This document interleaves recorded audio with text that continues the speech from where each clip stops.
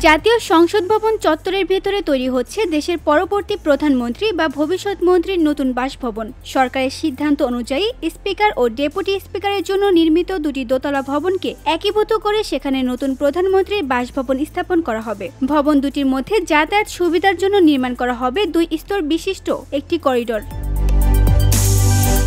সর্বশেষ আওয়ামী লীগের আমলে প্রধানমন্ত্রীর সরকারি বাসভবন ছিল গণভবন। তবে 2024 সালের 5ই আগস্টের গণ অভ্যুত্থানের সময় গণভবনে বিক্ষুব্ধ জনতা ঢুকে ভাঙচুর চালায়, ফলে সেটি ব্যবহারযোগ্য থাকেনি। পরে অন্তর্বর্তী সরকারের সিদ্ধান্তে গণভবনকে জুলাই গণ অভ্যুত্থান স্মৃতি জাদুঘর করার প্রক্রিয়া শুরু হয়। বর্তমানে অন্তর্বর্তী সরকারের প্রধান উপদেষ্টার বাসভবন হিসেবে ব্যবহার করা হচ্ছে রাষ্ট্রীয় অতিথি ভবন যমুনা। তবে ভবিষ্যৎ প্রধানমন্ত্রীর জন্য টেকসই সমাধান খুঁজতে গৃহায়ন ও গণপূর্ত মন্ত্রণালয়ের একটি উচ্চ পর্যায়ের কমিটি কাজ করছে।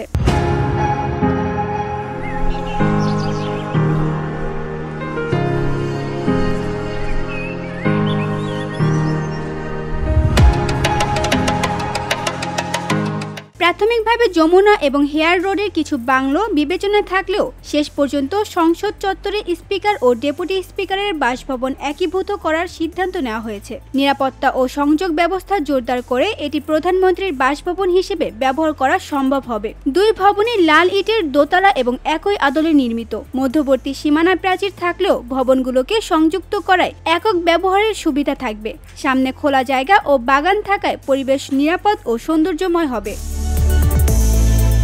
সরকারি সূত্রে জানা যায়, সংস্কার ও সংযোগ খরচ খুব বেশি হবে না। নিরাপত্তা ব্যবস্থা ও সংযোগ করিডোর নিশ্চিত করলেই ভবনটি নতুন প্রধানমন্ত্রীর বাসভবন হিসেবে ব্যবহার করা যাবে।